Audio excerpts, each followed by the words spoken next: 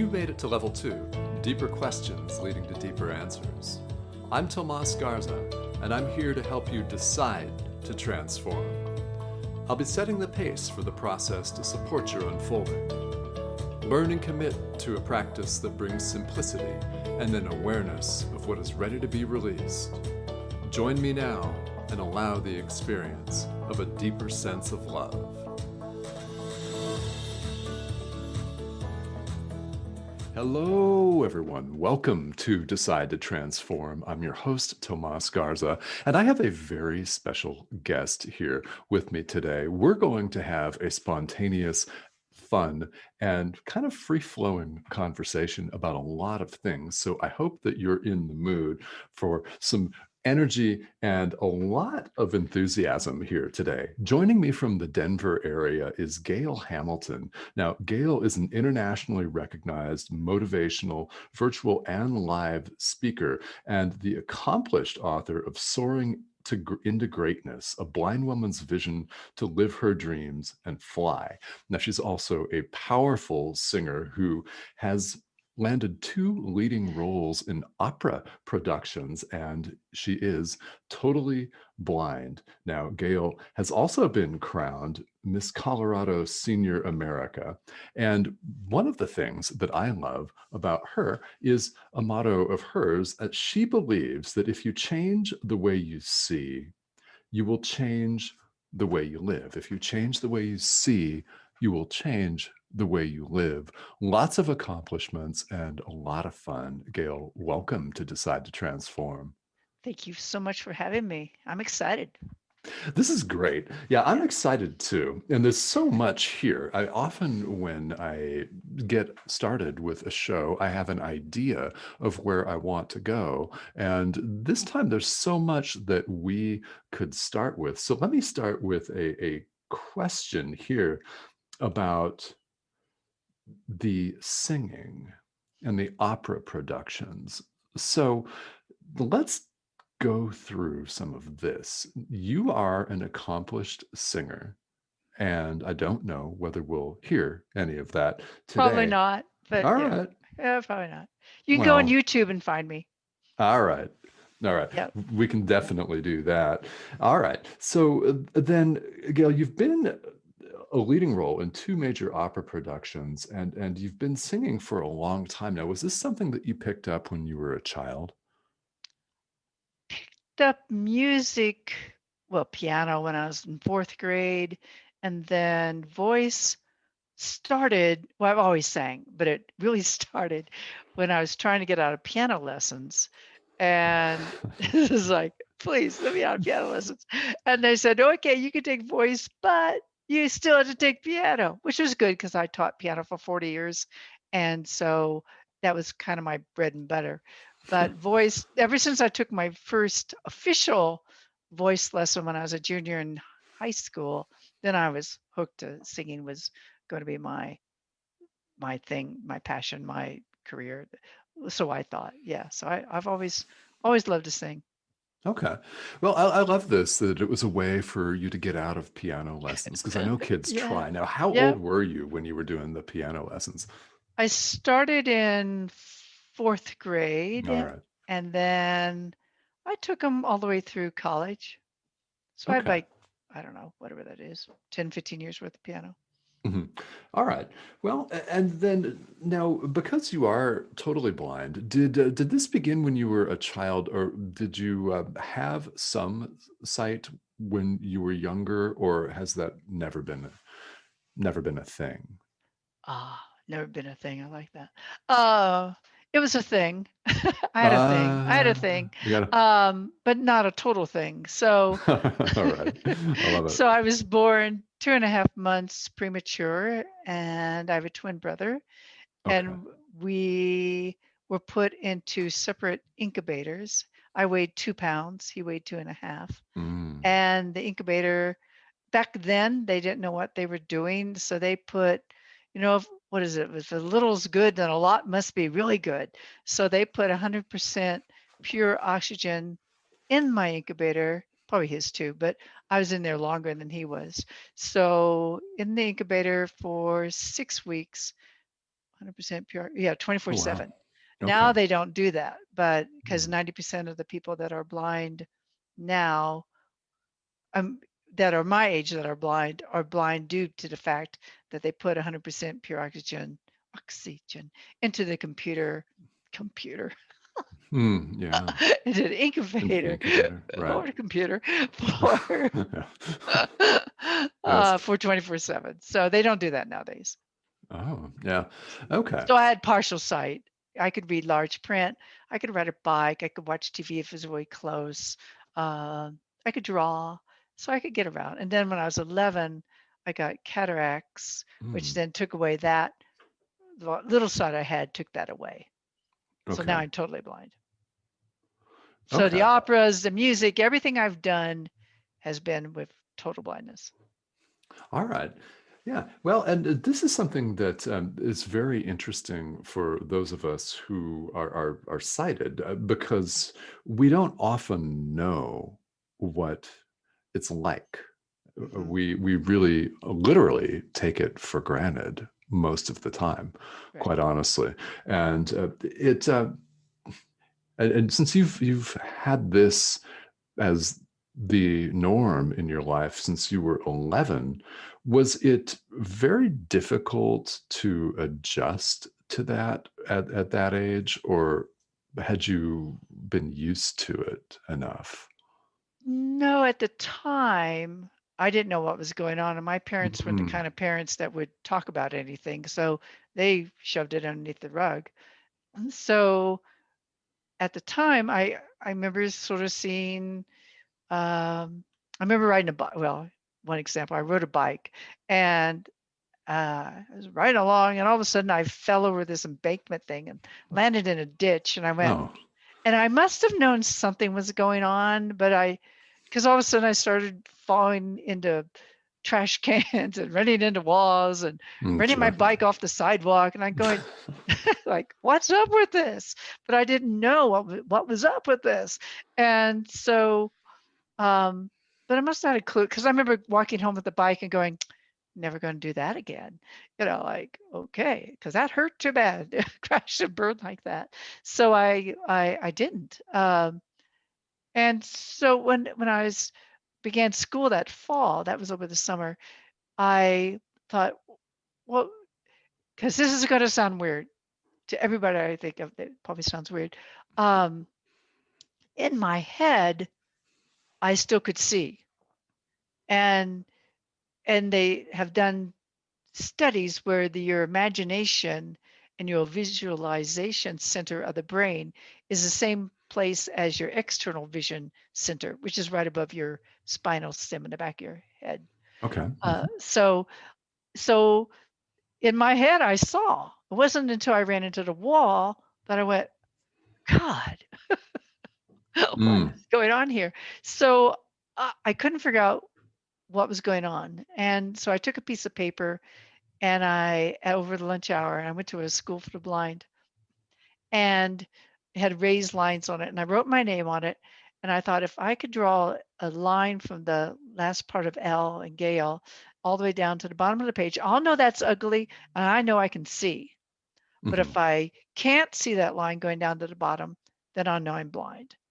And Okay. I couldn't see it, and that was my proof. Mm, And I was mhm. devastated, but I couldn't talk to Yeah. anybody because my parents were totally denying it. So it Oh. wasn't until like 3 years later, and I had one of those teenage blow ups that I went, and you don't even care, and I can't see what's up with you. Mm, mhm. Ah! And then they took me to an eye doctor and went, oh, she had cataracts. And if you could have come 3 years ago, maybe we could have done something for her. Hmm. Okay. Yeah. Well, so that's very interesting that it took 3 years. For my parents, oh yeah, they probably Yeah. still would have done. And then they'd say things like later on, why do you tell people you're blind? You know you couldn't. No, why do you tell people you could see? You know you couldn't. It's like, Mm. really? I remember writing. I remember reading large print. I remember pictures on the wall of a little boy and girl and in profiles, and they had blue jammies on. They're praying, and they had blonde hair. And Mhm. I remember that. I had pink wallpaper, plaid. with white dogs on it, and they had blue shoes with black shoestrings, and I linked all those little shoestrings together with my crayons. So don't tell me I didn't see. Ah, yes. Well, yeah, a very interesting Yeah, dynamic, and you referenced one of those teenage blowups that right, teenagers have for all kinds of reasons, right. for sure. Yeah. Well, then now was it easier for them? I mean, after that finally happened, then did your relationship begin to improve with them after Oh no, this? it was always bad. Oh, okay. Always bad. Yeah. Mm-hmm. All Oh right. no. Yeah. They didn't want to shelter me. Oh no. Gotcha. Okay. Yeah. Well, and how old were you then? Were you 14 when they accepted the way things were? Yeah, I guess if you add 3 on to 11, I guess that would equal Hmm. that. 14, 15, yeah. Okay. Right, Yeah. right. Yeah. Yeah. So then all right. And then you went through high school and then you became an adult. And I guess this is something that I was going to ask later in the show, but I am curious right now. Uh, Oh, yeah. what do you wish people that have sight would know about your experience? About my experience being blind, Yeah.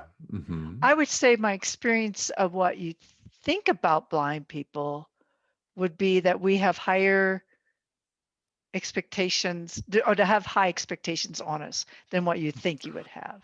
Okay. Hmm. Like we can do anything you can do. I can do better. This is like, yeah, usually I think the downfall is that people don't think we can do whatever that it is. Like, I've had people say, how can you tie your shoes? How do you know where your shoes are? How do you get out of a fire? I don't know. How do you get out of a fire? That's what I want to know. I mean, does anybody know that until that happens?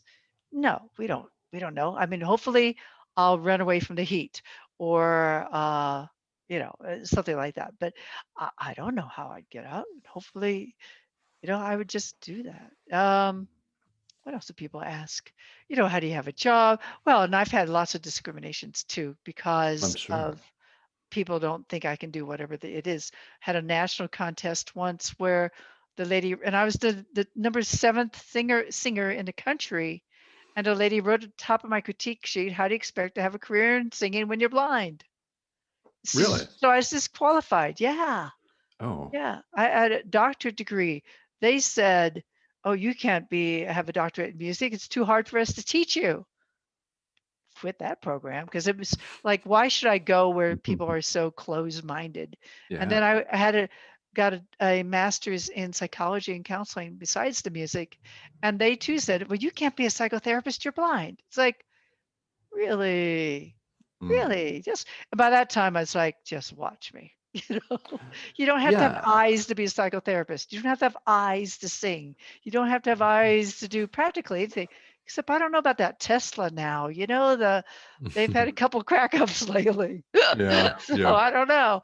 But I can't use my Tesla reference anymore. Yeah.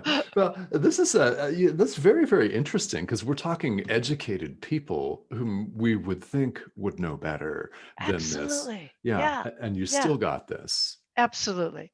My dad, here's my dad. One time I live in this condo and it had 16 concrete steps that went up to the front door. And he comes in and goes, "So, do you get down these steps by yourself every day?" I mean, he was a civil engineer. He didn't treat me that way when I was a kid. I don't know what got into his head. It's like, this is my father saying this? And I go, "No, Dad, I wait for Prince Charming to come every day, and he Mm. comes and gets me and carries me down these stairs."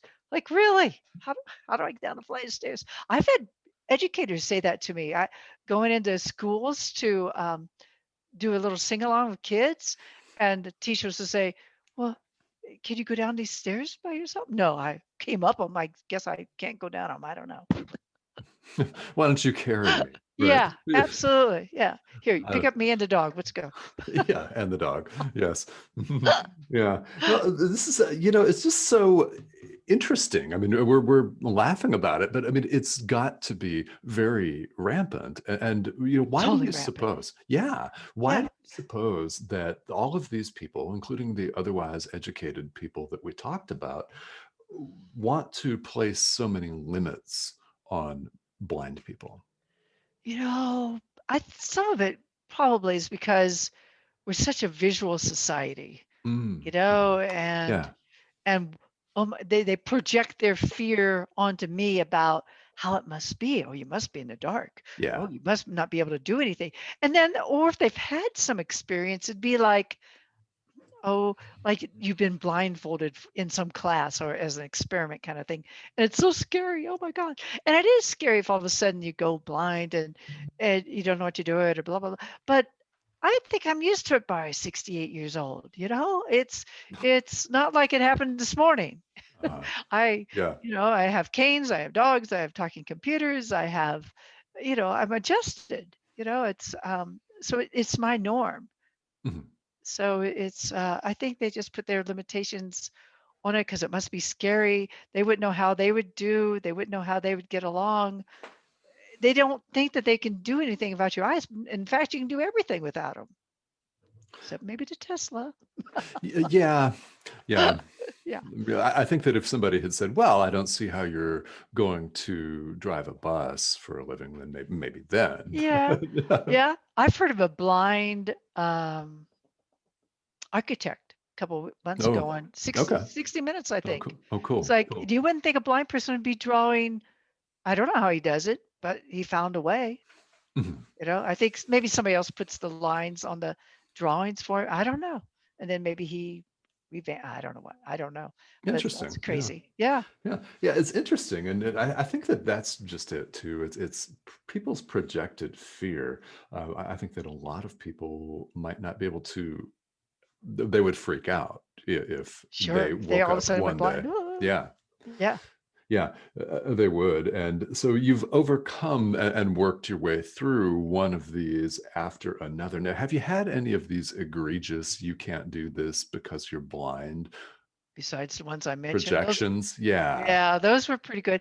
I had I've had the three schools. I mean, the lady that I told about in the contest that said they can't sing. Mhm, I had the doctorate one and then the master's one. So those are three big time people that should have known better. And I mhm. didn't know to fight. And so I didn't stand up for myself. Besides that, I've had, this is like 40 years ago, some discriminations. Can't talk Okay. today. Mm, Um, yes. like mainly one in Santa Fe, I Mm. went down. Hopefully, Santa Fe, you're better now. Uh, but when I went down there, the first day I had a CNI dog, and it was all with the dog. They said, "Oh, you can't come in the grocery store with the dog." So yes, I can. Blah blah blah. The Mhm, next day, it was some Native Americans that had all their jewelry on the sidewalk, and they wanted the dog. The dog was doing fine, but they thought the dog was going to walk on their precious little jewelry. But just let the dog do the dog's thing. The dog would be good. The next day, we were in a quilting shop, and she didn't want those little dog hairs on her quilts. It's like, oh my goodness, as if they'd get on there. But we were just mm. looking around. But then the last day, we went into a restaurant, and we were getting some donuts, and the lady said, "Oh, hurry up and wait on them because we got to get her out of here quickly with the dog." And I went out and I said to my friend, "Oh," I was in tears because it was like the fourth one in 4 days. It's just like it's just really people, really. Mm. And so she says, "What are you going to do about it?" And I went, Oh, all right. "Yeah." And I thought that was great. And I went, Mm. "I don't know. I don't have your choice." Well, of course, you always have a choice, but I didn't know that then. And Sure. so Yeah. we walked back in and we ate a full-fledged breakfast. Sat there for an hour with the dog in the middle of the kind of the aisle, just on purpose. Mm. Oh, nice. All Like, right. take that. So, and I've had some cab ones, not take me because of usually those are all because of the dog. They Okay. don't want to let the dog in. Hmm. All right. Yeah. Well, it's very interesting that you had that cluster of experiences in Santa Fe. Yeah, And yeah. yeah, that's very interesting.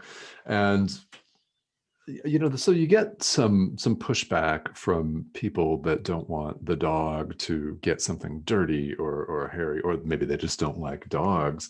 And you've alluded to a real personal journey here as we've been talking about knowing now. What you did not know then is that you could fight back or that you could say something. So, would you tell us more about that? What was missing when you were younger in that department? Huh. What was missing? Missing was, well, my parents abused me physically and emotionally. Okay. And so they they usually coddled when they should have empowered, and then they would ignore or isolate when they should have loved. Okay. And so, so the nurture, guidance, and empowerment piece was definitely missing. Hmm. So, and when you're abused, you don't know how to stand up for yourself because you think, I thought anyway, that I'm going to get hurt worse. So I'm not ever going to stand up for myself. And and of course being a victim is kind of natural. And Sure. so I didn't know any other way of being than, oh, poor Gail. Okay. Oh, so sad Gail. Oh, Gail wanted to be invisible Gail. And so to to come out of the psychological, people think that, well, for me, my blindness really wasn't my worst thing in a way in my life, even though blindness affects everything in my life, 100% everything, Sure. Oh yeah. um, everything. And Yeah. yet, what was hardest for me to climb out of was the psychological, to understand through lots of psychotherapy and determination that I do have a voice, I do have Mhm. power, I do have choice, I do have value, I am worthwhile and capable and can be just as good as my belief was when I was younger, that I was less than any sighted person. Mhm. And so to climb out of that one, I still every once, and some of those come back because you don't ever get rid of them totally. But I Mhm. every once in a while would go, oh, I let this sighted person have the power again. Oh, I'm being a victim again. Oh, I get it. My ego's trying to run my life. Okay. So then I just have to kind of talk to myself and work myself around that.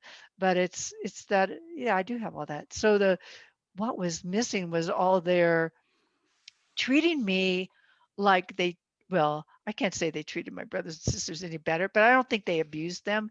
And my brothers and sisters think my parents were God and goddess. They Oh, don't I see. think anything was wrong with them, even though they Mhm. drank and alcohol and abused. They just don't say anything wrong with that. I'm Mhm. the only one that maybe got it because I was blind, but I'm also the only one, well, I'm the only one that internalized it all, but I'm also the only one that had more internal perspective as the years went on and could see what Yeah. was happening to me or saw what happened to me as a young. I don't think the rest of them to this day have any depth to their psychological makeup. Okay. Well, and I There's think a that long answer. yeah, I love it. Thank you. Thank you for sharing all of that. Yeah, Yes, and I think that that really typifies the way it often is in a family dynamic, especially with multiple siblings, where just because you're blood related doesn't mean that you see one person couldn't see anything at all. right, And the other person does, and yeah, it's quite a common dynamic. I know there are people out there listening right now that can relate to exactly that. And some people think their parents are just absolutely divine and others right. don't. Yeah. So, Yeah, and I think it's interesting that the blind chick is mhm. the one that has the more vision, so to say, speak. Yeah, yeah, Yeah. exactly. And Yeah. I really love that as you were describing this, that you used the word vision and you used the verb to see. And they who are sighted were unable to see Right. see things as they really are. in right, fact. right. Yeah. And they Yes. and they missed me because of their blindness. Yeah. Yeah, Mhm. They really did. Now, yeah. are you close? Now that you all are older, are you closer to any of your siblings at this point? Probably not real close. The My parents have died, so Okay. my Mhm. siblings, I have two brothers and one sister, and as long as we stay on the surface, we're okay. Uh, so we don't talk about my book that Okay. I wrote. That's a no. My Oh. sister, I don't know if she read it, but she read enough to know that because I spoke my truth, that I bashed the family and how dare I and all that. So, and she told my brothers not to read it. So if we don't talk Oh, about the book, uh, then we're probably okay. But it's a superficial connection with all of them. My sister and I are probably more close than any of them, but it's still, you have to kind of know what to talk about, what not to talk about. gotcha. Yeah. Well, and I wonder if any of your brothers, as grown men, have now read the book. But I No, guess no, I don't think so. I No, I don't don't think. know. No, they won't. All right. Yeah, All yeah. right. Don't want to go Well, there. yeah. Yeah. Well, why don't we talk about your book then? Because this is something that really stands out to me, is that right there on the front cover, you have a very wonderful quote from President Jimmy Carter. So tell us about the book, and then we can talk about President Carter too. Yeah. Well, the book is a story of my life, overcoming obstacles and getting Uh-huh. from all this stuff in my life to the other side. And how did I get there in the transformation? And so you have to go through all the oogie stuff to get to the end. People go, "Oh, you were such a victim." I say, "Well, yeah, most of my life was a kind of victim, but it has a good ending." Right.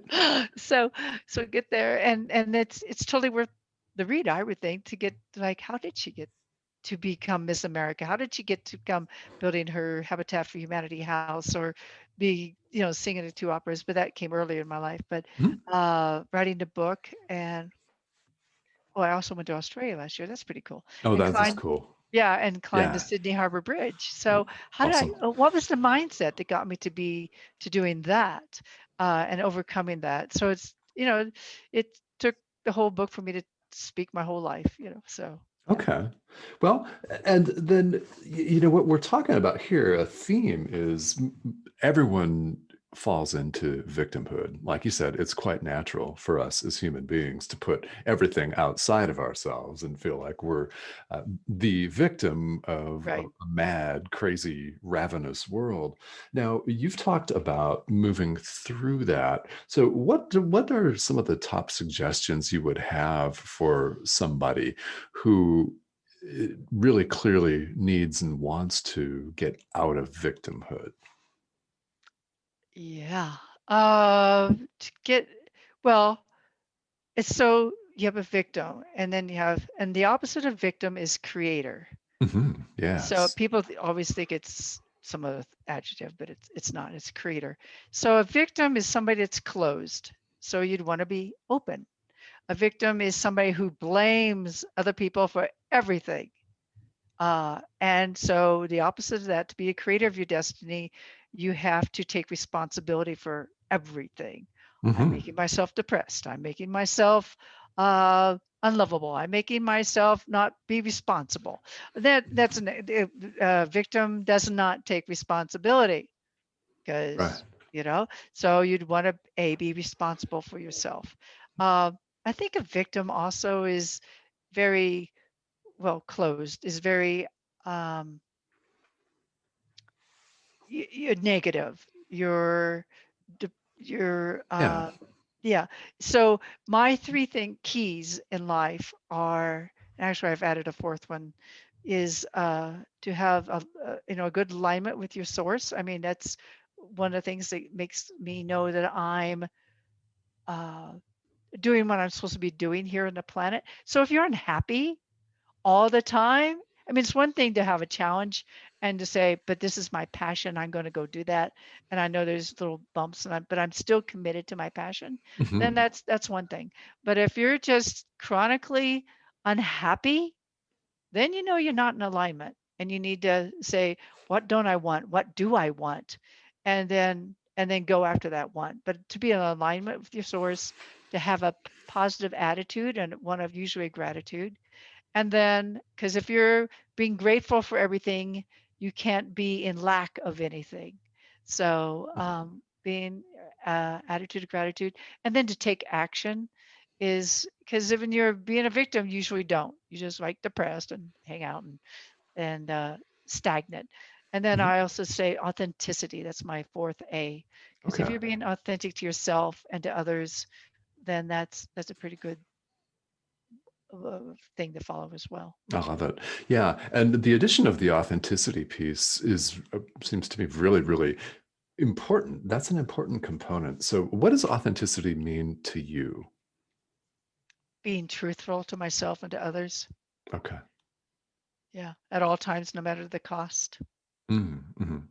All right. To be real, with your mind, with your feelings and emotions. I think the more we're willing to be vulnerable to ourselves and with you, this is how we're going to connect and heal ourselves and the planet and our societies and everything else. Hmm. It's by hiding, by pretending we're something we're not. That's the facade. That's not going to get any of us anywhere. Yeah, yeah, and this is it's very true, and of course, it's along with playing a victim, kind of a natural human tendency to Yeah. want to hide. Yeah, Now, absolutely. Yeah. now, yes. Now, these four keys to life are these the topic of your speeches and of your speaking engagements? Then.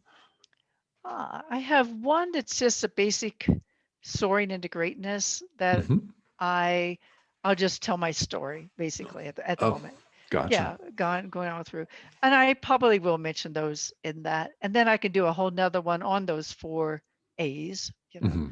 And then I can do another one on CNI dogs, and I think I call it Lessons Learned from Man's Best Friend, Okay. which is trust, love, and I think it's commitment, but I don't know if it's commitment. TLC, but might be trust, love, commitment. And then those are my three main ones. I think I might have a fourth one, but still some combination of all the other things in there. Oh, I love it. Okay. Well, and then we talked a few minutes ago here about President Jimmy Carter. So, yeah, you've got right front and center on your book cover a very wonderful direct quote from Jimmy Carter. How did you get that? I wrote him an email and said, "Hey, would you write me a testimony?" I love it. I love it. And he wrote me a two-page letter back or four-page, whatever it is on my wall here that said, "By yes." So Wonderful. yeah, if you don't ask, you don't get. Right. The Yeah. worst he can say is no. And I figured since I that he was one that made Habitat for Humanity houses famous because it was actually Yes. begun 2 years before him. Oh, look at that. Fuller's, I think, who started it. Look at that. I remember that. Woo. Um, it's in the book on page whatever. Uh, because I remembered it at the time. Gotcha. But he's the one that made it famous. So I figured since he did that, and he was big with Habitat for Humanity, and he's big with something else that I was. Uh, but I knew, and since I built a Habitat house, I just said, why not? Why not have him endorse that? Okay. Yeah. Yeah. I love that. And I love what you said is, well, you asked. Yeah, yeah, Yeah. yeah. If That's it's in your head, Like you always, that's why I always told people think, like, should I ask you about being blind or how to do this? Or do you need help crossing the street or whatever? And I go, well, if it's in your head, put it out there and you'll never know my answer until you ask. For example, I may not need help crossing the street when it's a nice sunny day, but sure as fire, I'm going to need help crossing the street probably with a dog or with a cane if it's raining because the water on the streets distorts the sound and I can't Mm. tell where those cars are coming from. It's like Okay. left, right, front. Did you just move an inch or did you just move 3 feet? I don't know. Are you killing me now or later? I don't, So if it's if it's in No. your head, ask me. I'll tell you. Uh, If I need help or don't need help or whatever it is. So and that's true about anything. If it's in your head, ask. mhm. Okay. Yeah, I love that because we've talked about then with the distortion of the sound in the rainfall. We've talked about another thing that people with sight would not usually even think about as being Right. a critical component Oh of yeah. your world.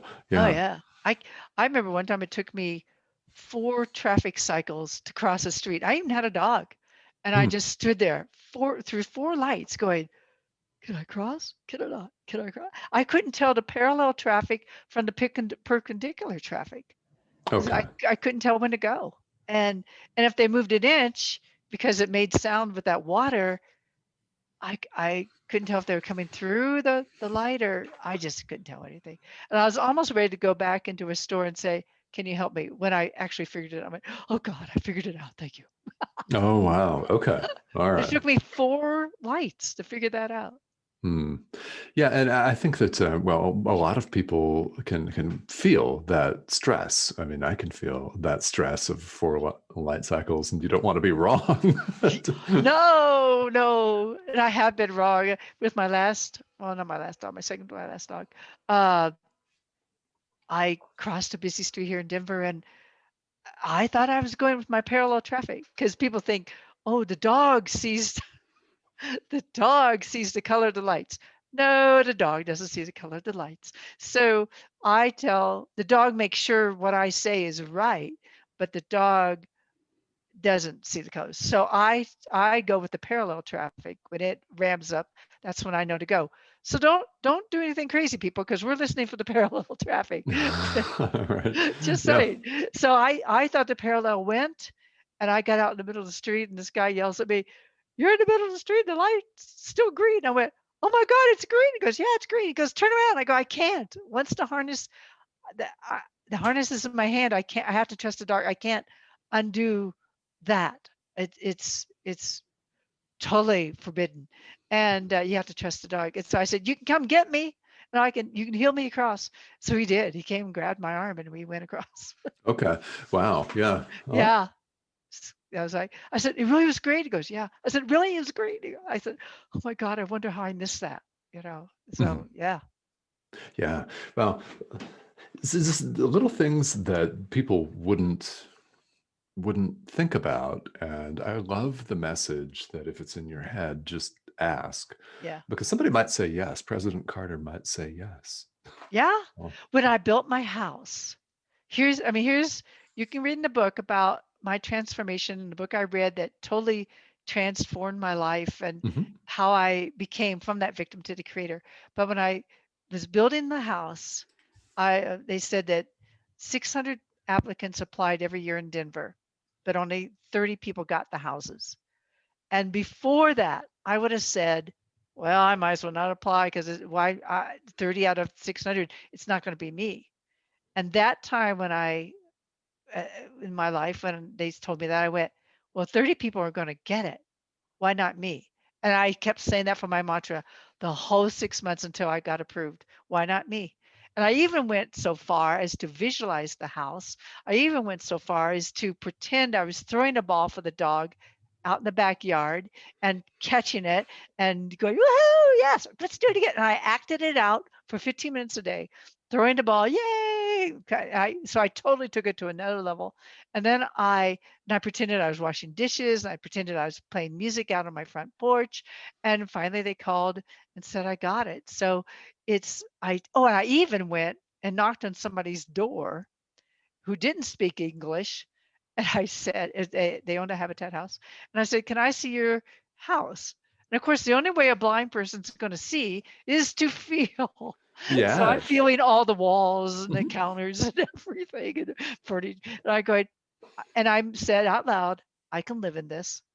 And so I think it was right then is when I got it, you know, Okay. Oh, cool. spiritually speaking, yeah, it was Yeah, great. I love it. Yeah. Yeah, Well, so yeah, I mean that is one way that you see with sound and feeling, and I just keep coming back to the image for me that's very strong of your siblings, and they're not even wanting to read your book because they don't see intuitively and emotionally. That's a very, right, very right. important component of sight. Yeah, yeah, yeah. Seeing's down at the heart. I Mhm. have a philosophy that I created for when I won the Miss Colorado Senior America pageant, and then when I went to nationals and I won fourth place there. And the philosophy says, I believe my desire to fly must be bigger than my fear of falling. That Mhm. vision is internal, not external, and is Yes. guided by my heart, not my eyes. And in order to be free to fly, you must want your dream, feel your dream, and believe that your dream will come true. Most importantly, you must live your dream. You're the creator of your destiny, the composer of your symphony, and you must choose to live a life of greatness. Mhm. Yeah, So I love it. vision is, internal, not external. Yes, it really is. And also, there's a choice component as well. Absolutely. Yeah. Absolutely. And you can choose to be blind or choose to be sighted or somewhere in between, partially Hmm. sighted or partially Right. blind. Yeah, and you have choice no matter what it is, in Hmm. your life. You're never a victim. I always have a friend and she always says to me, because I'll forget sometimes I have choice. And she goes, you always have choice. You always have choice. You're never trapped. You always have choice. It's like, Hmm. oh yeah. Oh yeah, I always have choice. Yeah. Yes. Yeah. I love this. This is very, very powerful. And these are very powerful messages and quite a story. And we've talked about several components of that. Now, you are a speaker, both at live events and virtual events, especially these days, virtual events. So, Gail, how can people get a hold of you if they'd like more information about your programs, your book, your platform? You can probably the easiest way, my email is always simple, but Okay. it's my website is soaringintogreatness.com. That's the name of my book as well, Soaring into Greatness. So you have to figure out, I don't like flying because it's, soaring is way more fun. It's just Yes. into greatness because I want you to, people live their greatness too. So soaring into greatness. But if you wanted to email me, it'd be just Gail is Gail at soaringintogreatness.com. Okay. So Well, whatever you remember, people. wonderful. Well, we'll repeat it. The email Gail, Gail, at soaringintogreatness.com, which is also the website, Soaring into Greatness, all one word, dot All's one. com. Yeah. And it's the Yeah. name of the book. And I love soaring as Yeah. opposed to flying too. Yeah. That's right. Yeah. So That's wonderful. Well, Gail, I've learned a great deal about you, and I've learned a great deal about sight, what sight really is, and what it really truly involves and means. And I know that our listeners have learned a great deal as well. So before we wrap up, what else would you like to share with people listening today? wow. I would like to share, all things are possible, Mhm. that you're not alone, that if you don't have anybody else to reach out, hey, reach out to me. I'll I'll consult with you. I have a little master's in psychology. I could do that. Yeah. I'm not a therapist. I can't wear that hat per se anymore, but I'd be glad to coach, But all things are possible. You're not alone. Uh, you're not a victim. You certainly are the creator. You have choice. You have the power. Uh, trust yourself. Follow your heart and Yeah. live your dreams. Don't be afraid. The worst that's going to happen. I mean, there's, the worst. What is it they say? If you keep doing what you've always done, you're going to keep getting what you always got. Hmm. So So just reach out. You have nothing to lose by trying, expanding, growing, reaching out. And one of my other sayings is the the deeper. Oh, now I'm gonna forget my own saying. Hmm, Uh, you can make it up. Yeah. I know. I won't know. The deeper you swim, the higher you fly. So the Okay. deeper Hmm. you delve into yourself, the deeper you go into your own feelings, the more you express yourself with others, the higher you're going to soar in your life and be authentic and be d- free. Everybody's, we all put all these ego limits on ourselves, and really are limitless beings. Oh yeah. And we just live in these spacesuit type bodies that ground us, but we're really we're Yep. really just free. There's nothing that's impossible. So the deeper you delve into you, the more you allow yourself to know you, and the more you allow yourself to connect and be honest and commit with others, then the more your dreams are going to come true. And Mhm. and I guess imagination is another key component. Yes. Feel free to dream and go for it. And if you need help, like I said, I guess I'm willing to be here for you. All right. Yes. And it's soaringintogreatness.com and your email, Gail, Gail, at soaringintogreatness.com, if listeners would like to reach out to Gail. And just a reminder again that seeing is internal and it is done with the heart. So, Gail, thank you so much for sharing your experience and all of your wisdom and insight with us today. This has been a real pleasure. Oh, thank you so much for having me. Totally pleasure on my end as well. This is so much fun. And guys, this has been Gail Hamilton here on Decide to Transform. So thank you all for tuning in, and we will be back here next time. Everyone have a great day.